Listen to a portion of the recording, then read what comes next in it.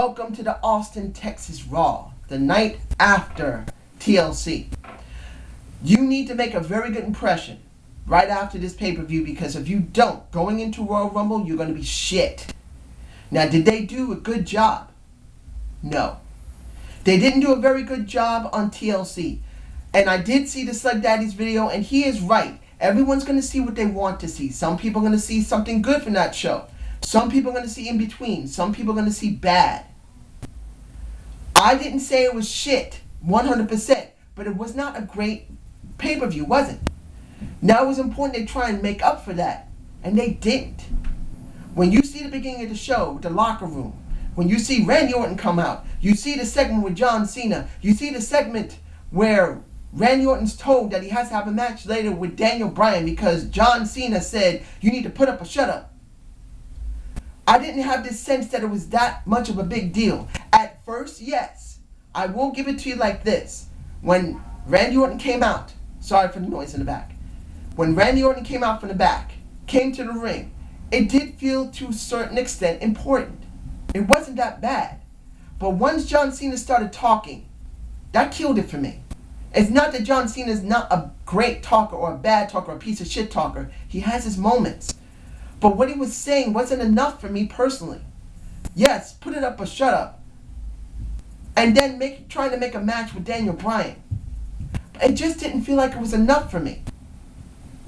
It just wasn't. And then seeing throughout the night, Randy Orton complained like a bitch.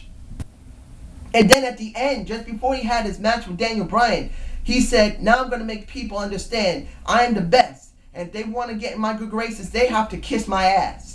Because I'm going to bend over and you better be doing it. I can say that that segment that he had with Renee Young was not a bad segment. But him complaining like a bitch beforehand just didn't feel right for me. It just didn't. This entire thing just didn't feel like this was that important. The only thing I was getting was a triple threat thought at Royal Rumble. Cena, Orton, Daniel Bryan. That is what was going through my mind most of that night. And then when you see the match, and I'm getting it done now, Randy Orton versus Daniel Bryan. Was not a bad match. Randy Orton won by hitting him in the gonads. But in the end, what did we see? We saw John Cena come out trying to stop him from hurting Brent. No. You see how much I'm botching because it just didn't feel right to me. Someone else, you guys tell me below how you felt about the ending, because it wasn't, for me personally, just didn't feel like it was enough. Seeing Randy Orton beat John Cena the way he did, it made me think, why didn't he do it like that at TLC? Why? It just didn't feel like it was enough at TLC. Because if he can knock John Cena out like that, how come did he have to struggle with John Cena and have to handcuff his ass? I'm sorry. It just wasn't enough for me personally. It just wasn't. But it does make me think that this is going to be a triple threat situation coming up. So I'm moving on to the repeats of the night. Fandango versus Dolph Ziggler. Didn't really care. Didn't mean anything. They're just going to keep saying it's a rivalry. When it comes to Natalya and the Bellas versus... I still love Natalya. She's not a bad talent at all. Alicia Fox is a good-looking woman. Tamina is the one I believe that should be Divas Champion right now. And I don't really care about the Bellas, but I don't hate them. But this entire situation made no damn sense. None. Particularly that AJ again wins. What did this mean? Absolutely damn nothing. Nothing. Another thing that made no sense, nothing, is Wade Barrett, who's still doing this stupid Bad News Barrett. I had a thought though. It would be cool. See it like this. Say that Wade Barrett, let's say he goes away for a couple months. Let me paint you a story for Wade Barrett to give him a real good storyline. Let's say Wade Barrett does something a month from now or a week from now and says to WWE on camera, I need time off. I'm going home because there's something I need to do to fulfill my family's wish. He goes away for about 4 months, 3 months. And then he comes back and they states, I went to school and I finished getting my magistrate license. Yes, I'm a magistrate back home in England. I'm going to be the magistrate. Give him a gimmick. Give him something different. He just on that table, bang, bang, bang, bang, bang. Ladies and gentlemen, you going to get good news and bad news. Make him a magistrate, ladies and gentlemen. Make him a magistrate, WWE. Take him away for 4 months. Bring him back as the magistrate, saying that he went and learned how to do criminal law. Hell, David Otunga, you can lie about it. Say David Otunga is his manager, saying American law is a little different from UK law. I will walk him through it here, but we will be the greatest firm that ever been known. Something different. This is bullshit with Wade Barrett. I'm bored with it. Now, the thing I wasn't totally bored with, Real Americans versus Becca Langston and Mark Henry. I'm so happy to see them teamed up again. I wouldn't be upset if Biggie Langston dropped the strap to someone else and worked with Mark Henry. I know you guys would say, oh, here we go again, putting two black people together and they don't get anywhere. It's not the point of getting somewhere. It's a point of who's going to benefit from this. Mark Henry's been in the business almost 17 years now. He needs to contribute back to a younger generation, to the next generation. Biggie Langston is it. He's not ready for main event yet. Put him with Mark Henry to work with. He needs it. Mark Henry had, Tony Atlas. I'm sorry. Tony Atlas was working with Mark Henry at one point. Let Mark Henry work with Biggie Langston. Let these two big motherfuckers beat the shit out of everybody, even if they don't get any titles. Remember how Mark Henry was a silverback of professional wrestling. Let these two work together. This would really help Biggie Langston get some more cred. He needs it. I want to see this. And I was glad to see they won in Dallas, Texas, because that wasn't far away from Mark Henry's home, which was really nice to see. The hometown boy never usually wins, and I'm glad to see that, and that made me fucking happy. Now, the next one was Ryback and Curtis Axel versus Tons of Funk. You know what? Forget that. I'm going to leave it last. I am moving on to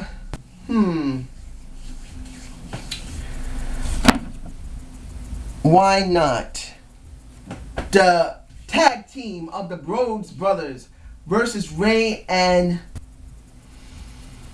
You know what's upsetting to see? That they spent 2 to 4 months with Big Show. That it looked like they were gearing up for Big Show versus Triple H and it never happened. I'm not a huge Big Show fan, but if you're gearing up to do this bullshit and then you drop it like a hot potato and then throw Big Show into the tag team with Ray, what was the point of doing this in the first place? I understand sometimes storylines don't work out and you got to get rid of it, but they never really straightened it out. It just was left hanging to me personally. Now, the TLC match was actually very good.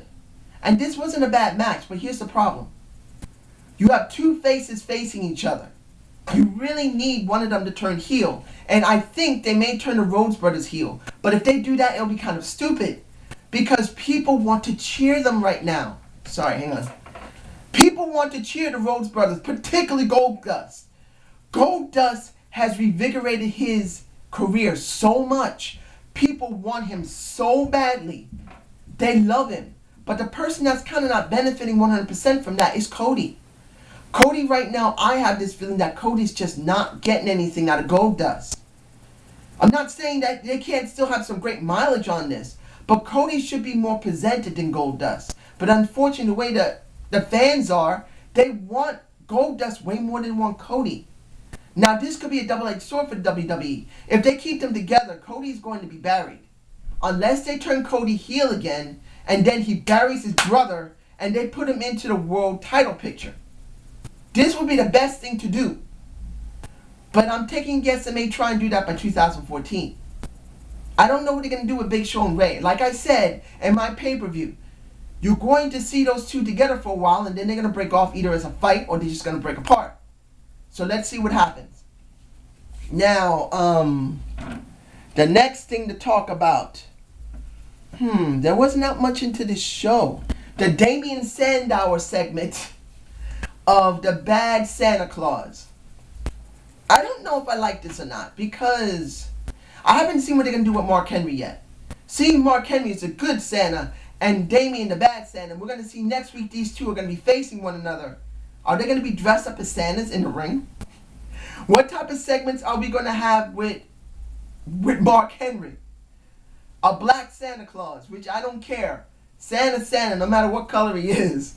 But how the hell is he going to pull this off? He's got the size and he's got the beard, but he's got a bald ass head, man. I don't know what they're going to do with this, so I don't know how to feel about it. Did Damien do alright with Tamina and AJ? Not bad, but I just don't know. The Wyatts. What is this? Is the Wyatts totally lost here? Yes. I don't know what they're going after. Are they going after one of two people? Well, one or two things. Either they're going after the WWE to say they're totally corrupt, or they're going after John Cena next. This is what I'm getting from this. And both is kind of stupid. Going after John Cena is, we've seen that and done it. I don't want to see the Wyatts go after John Cena. But then if they're going after the WWE, how far are they going to go? Are they going after Stephanie? Are they going to go after Vince? Are they going to go after Triple H? Are they going to do that? If they don't do it, it's stupid. So it's kind of hard to say what's going to happen here. Now, let's move on to the HBK and Punk segment before the match. And I felt there was something wrong with that match, and I'll get that to the second. Seeing HBK with Punk was really nice. I had this really good feeling of chemistry between these two. You can see HBK can talk his ass off and talk people into the seats. CM Punk is a very good talker. He can talk people into the seats.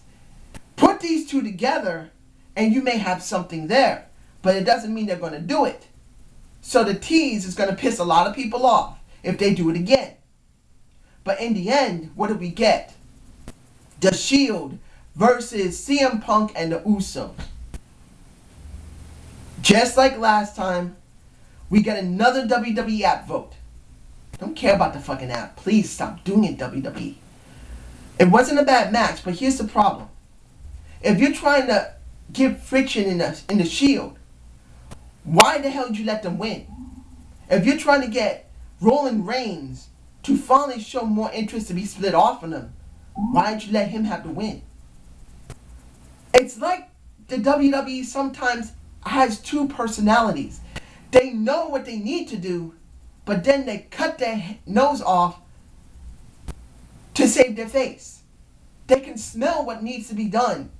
Roman Reigns can do something, but then they get afraid and say, you know what, no, he's still not ready yet. So they cut off their nose and they pull back. They give a tease and then they pull it away. And to be honest, they shouldn't have done it. I have this bad feeling they should have never done that. Now the final thing I'm going to talk about, which really made me upset. Ryback and Curtis Axel versus Tons of Funk. What do we get here? Something that was stupid. It was alright to see Brodus Clay betray his partner and his partner loses to Ryback and Curtis Axel. There's no problem with that. Brodus Clay getting into the ring, beating the shit out of Tenzai. No problem with it. Brodus Clay getting his ass kicked out of the ring by Xavier Woods and R-Truth. I may not like it, but it's understandable. As I said in my pay-per-view, you're going to see him go after Tenzai, going to go after R-Truth, and he's going to go after Xavier Woods. They need to change his clothing. They need to give him new music and give him ring segments to talk. That is how you get him over. But that wasn't a problem. It was after the fucking thing was over that the Funkadactyls, my baby Naomi, and the gorgeous Cameron, basically are called into the ring by Xavier Woods and R-Truth to dance. One, that was stupid because Tensai still laid out on the floor. Why would you turn your back? What type of faces are you for doing that instead of going outside and checking on Tensai? You're completely making him oblivious. 2, this is about Brodus Clay getting heel heat. You just killed that shit when you had them dancing in the middle of the ring. People may have been cheering for it, but how does that help Brodus Clay? It doesn't help him. I said last night that Brodus Clay had to lose that because they probably want him to be more angrier. But in this respect, he was already angry. More than enough angry that this would have worked, and they just left it as it is and went to commercial. Or go to Michael Cole, JBL, or Jerry the King Lawler. That would have been better than to do this. What they should have done is after it was all over, the in-ring, getting out of the ring, going to the back, and doing a video pretty much saying to the Funkadactyls, girls, you don't have tons of funk anymore. Come work with us. We'll take care of you. You will have some reason to dance with us, baby. That would have made more sense than asking them to come in the ring and dance. It was actually stupid. Now what are we going to get now? Are we going to actually see them pairing the R-Truth and Xavier Woods will probably work with the Funkadactyls now. But it would have been better to do it the way I suggested than doing it in the ring like that. It was actually very dumb. Honestly. For me personally, that really killed anything that Brodus Clay had made that day. Made now. So let's see. Did I forget anything? Honestly, no. Did I enjoy this show? Not really. This wasn't that good. It wasn't. I mean, there could have been something better. We got 7 matches here, but a lot of it just seemed to be incoherent. It didn't really make a lot of sense. It was like I said, the WWE cut up their nose to save their face. It just didn't matter.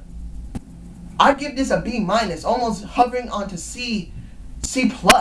I was not fond of this. It was important to get things set up for Royal Rumble, but I just didn't see it here. I just didn't. So I hope you enjoyed the Zane view. Give me a comment below, ladies and gentlemen. And I really hope you have a good Christmas and a good New Year. I'm saying a little early because I don't know if I'll be doing some videos in the next couple of weeks because I have certain things I have to do, not family things. Unfortunately, I have some certain things that really need my attention. I'm hoping I will still do this, but I am going to warn you, I may be gone for at least 1 week. I don't know. Have a good day.